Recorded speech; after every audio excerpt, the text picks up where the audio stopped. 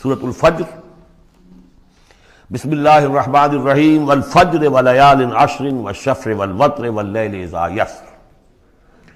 یہ قسمیں جو ہیں پہلے جیسا کہ عرض کیا مشکلات القرآن میں سے ہیں اور اس طرح کے دورے میں اس میں بحث نہیں ہو سکتی، لیکن یہ کہ فجر عام خیال یہ کہ اس سے مراد ہے 10 ذی حج کی جو فجر ہوتی ہے جس کے بعد کہ نحر ہوتا ہے، قربانی ہوتی ہے، وہ گویا کہ کلائمیکس ہے پھر حج کے افعال کا۔ ولیال عشر، اور اس سے پہلے کی 10 راتیں، ظاہر بات ہے کہ 10 تاریخ جب ہوگی تو 10ویں رات گزر چکی ہے، تو یکم ذی الحج سے لے کر اور 10 ذی الحج تک کی یہ 10 راتیں جو ہے گزر چکی ہیں۔ والشفع والوتر، اور ایک 10 راتیں وہ ہے کہ جو عشرہ رمضان مبارک میں ہیں، اس میں شفع اور وتر کا فرق ہے، جفت اور طاق کا۔ طاق میں پھر لیلۃ القدر ہے۔ ویسے یہ کہ یہ طاق رات کون سی ہوتی ہے، اب اس کے بارے میں کافی کچھ ایک مسائل پیدا ہو چکے ہیں۔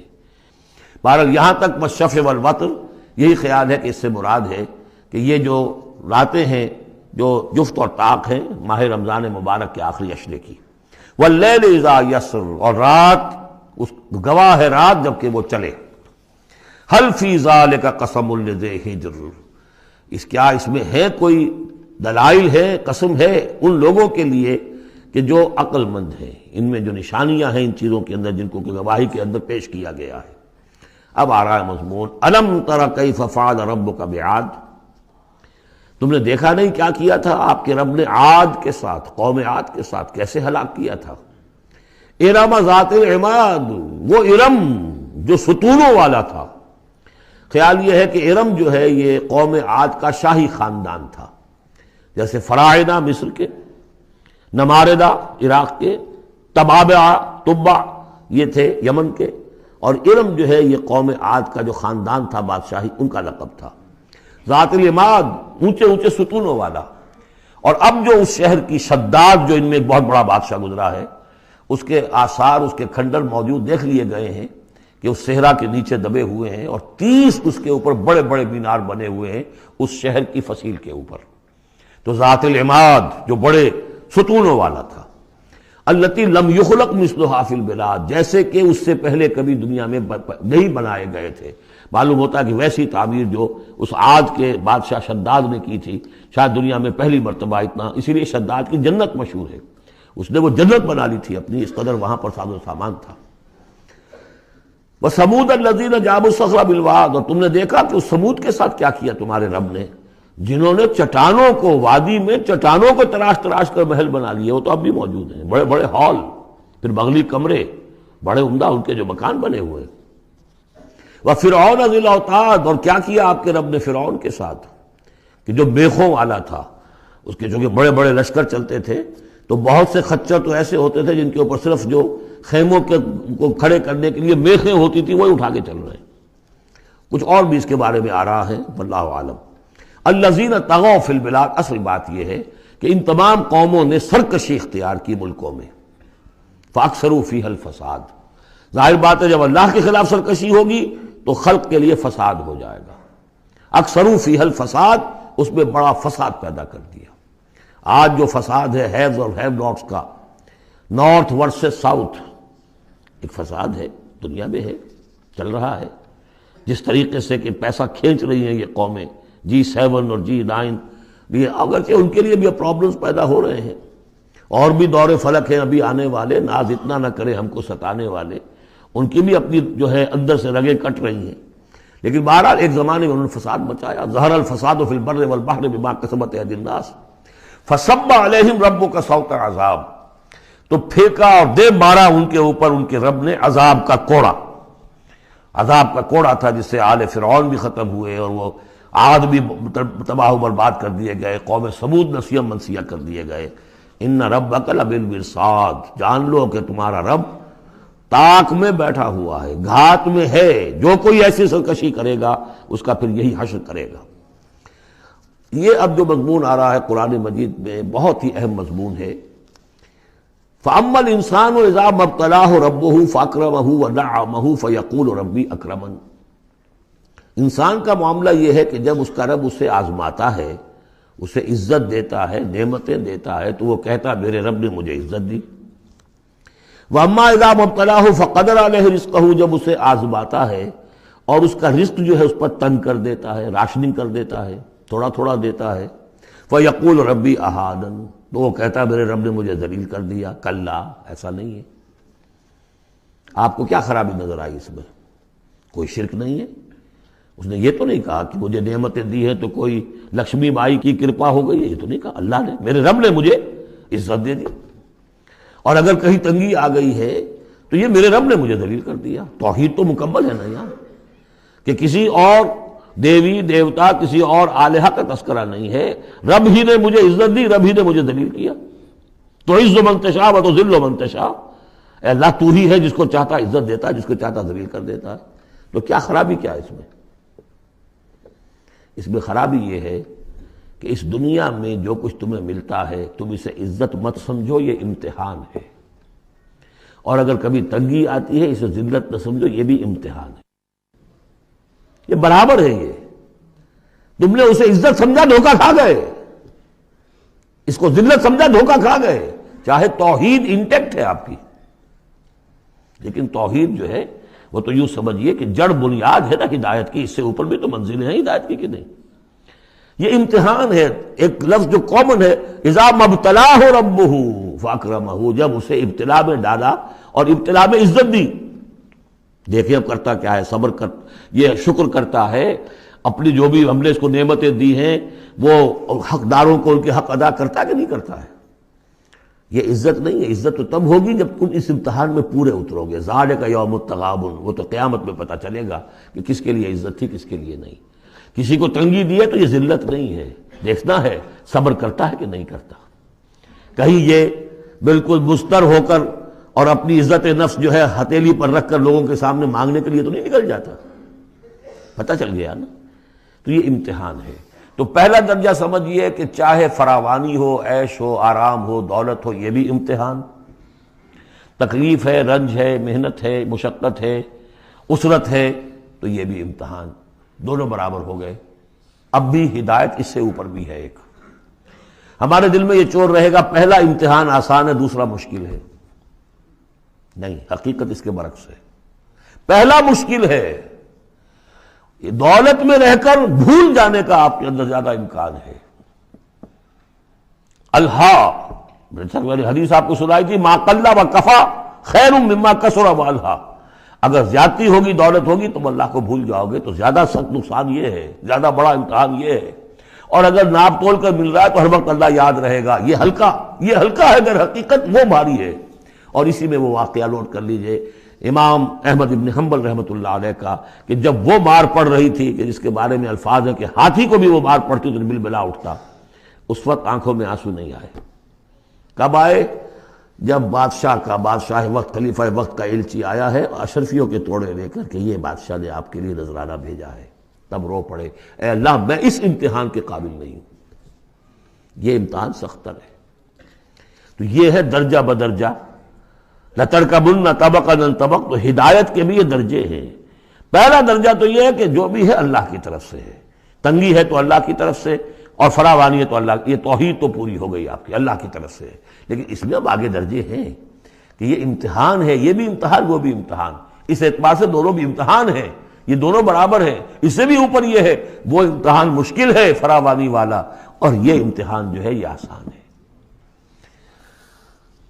فَأَمَّا الْإِنسَانُ إِذَا مَا ابْتَلَاهُ رَبُّهُ فَأَكْرَمَهُ وَنَعَّمَهُ فَيَقُولُ رَبِّي أَكْرَمَنِ وَأَمَّا إِذَا مَا ابْتَلَاهُ فَقَدَرَ عَلَيْهِ رِزْقَهُ فَيَقُولُ رَبِّي أَهَانَنِ كَلَّا۔ لیکن چونکہ تمہاری ذہنیت یہ ہے، لہذا تمہارا طرز عمل کیا ہے؟ بَلَا تُكْرِمُونَ الْيَتِيمَ، تم یتیم کی عزت نہیں کرتے۔ وَلَا تَحَاضُّونَ عَلَىٰ طَعَامِ الْمِسْكِينِ، تم مسکینوں کو، غریبوں کو کھانا کھلانے پر ایک دوسرے کو اکساتے بھی نہیں ہو، خود تو کیا کھلاؤ گے؟ اس لیے کسی اور سے اگر کہہ دیں گے تو وہ پلٹ کر کہہ دے گا تم کیوں نہیں کھلا دیتے؟ لہذا بہتر یہ ہے کہ خاموشی رہو۔ وَلَا تَحَاضُّونَ عَلَىٰ طَعَامِ الْمِسْكِينِ وَتَأْكُلُونَ التُّرَاثَ أَكْلًا لَمًّا، اور تم چاہتے ہو کہ ساری وراثت اور میراث سمیٹ کر تم ہی ہڑپ کر جاؤ۔ اور وہ رواج وہاں پر یہ تھا، ہندوؤں میں تو اب تک بھی شاید ہے، کہ وہ بڑا بیٹا جو ہے بس وہی وارث ہے، باقی کسی کا کوئی حق ہوتا ہی نہیں۔ یہ تو قرآن نے دیا ہے تفصیلی قانون وراثت۔ باقی یہ ہے کہ جس شخص کا ہاتھ پڑ گیا، جس میں جو بڑا کوئی طاقتور ہے وہ چھوٹے بہن بھائیوں کو کیا دیتا تھا؟ کچھ بھی نہیں۔ تم چاہتے ہو کہ ساری میراث تم جمع کر کے ہڑپ کر لو۔ وَتُحِبُّونَ الْمَالَ حُبًّا جَمًّا، اور مال سے تو تم محبت کرتے ہو ٹوٹ کر، وہ تو گویا کہ کوٹ کوٹ کر بھری ہوئی ہے تمہارے دل میں۔ کلا، یہ دو صورتیں اس اعتبار سے ان کو ذہن میں رکھیے کہ خاص عرب کا جو ایک معاشرہ تھا، اس کا ایک کلچر تھا، اس کی ایک ثقافت تھی، اس کی تصویر ہے جو ان دونوں صورتوں میں آ رہی ہے۔ ایک ان کا اپنا ثقافت کا، ان کا ماحول، غریبوں کو کھانا کھلانا، یہ ان کے ہاں سمجھا جاتا تھا اچھا کام ہے، لیکن یہ کہ جو لوگ دولت کی محبت میں مبتلا ہو گئے وہ کیسے کریں گے اس کو؟ اور جو بھی وہاں پر ہو رہا تھا، زوردار جو بھی ہے طاقت والا، سب کو سمیٹ لیتا تھا۔ کلا اذا دکت الارض دکا دکا، اس آیت کے ترجمے دو بھائیوں نے علیحدہ کیے ہیں۔ دو بھائی کون؟ امام الہند شاہ ولی اللہ دہلوی کے فرزندان گرامی رحمت اللہ علیہ و رحمت اللہ علیہما، باپ پر بھی رحمت ہو اللہ کی اور دونوں بیٹوں پر بھی۔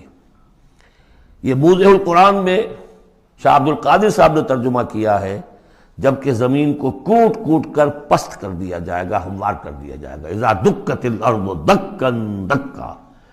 اور جو ان کے بھائی ہیں شاہ رفیع الدین رحمہ اللہ، وہ کہتے ہیں کہ جبکہ زمین کو ریزہ ریزہ کر دیا جائے گا۔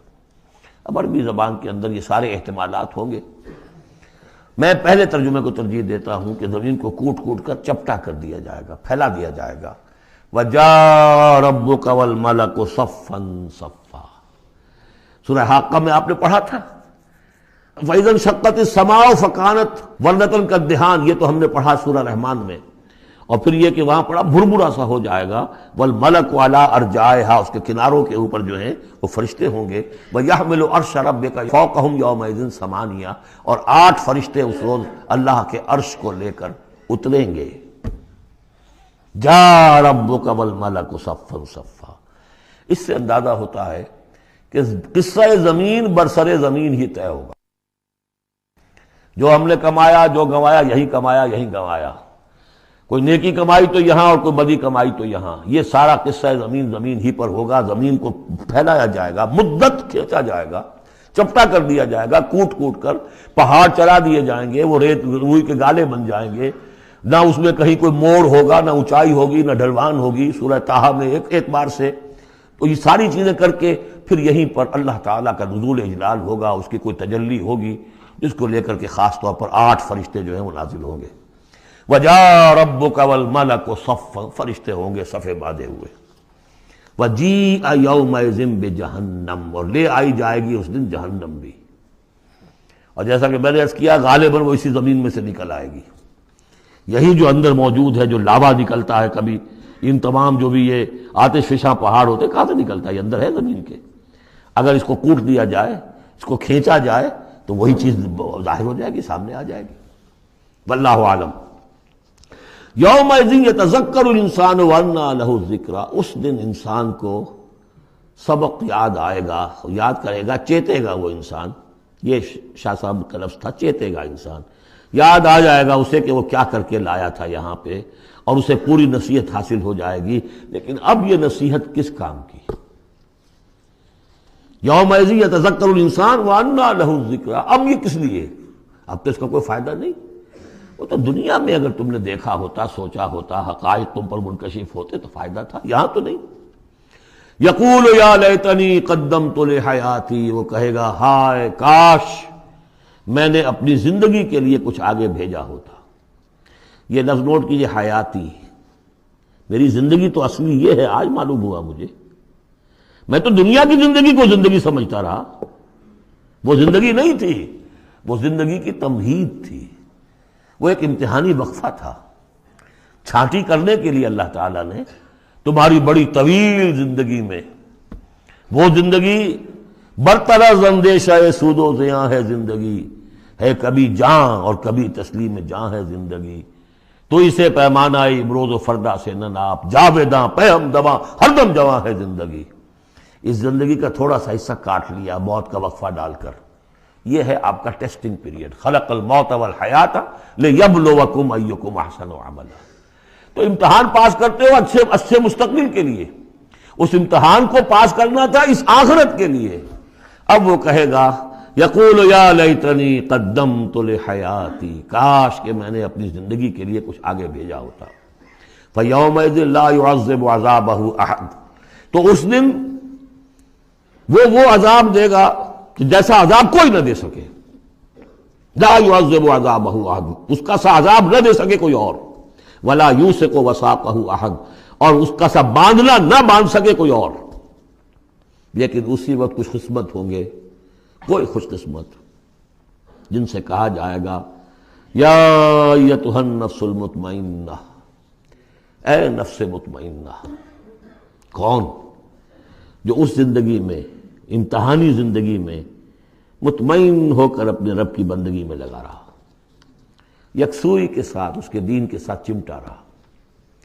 مطمئن، یا ایتھا النفس المطمئنہ ارجعی الی ربک راضیۃ مرضیہ، اب لوٹ جاؤ اپنے رب کی طرف اس حال میں کہ تم اس سے راضی، وہ تم سے راضی.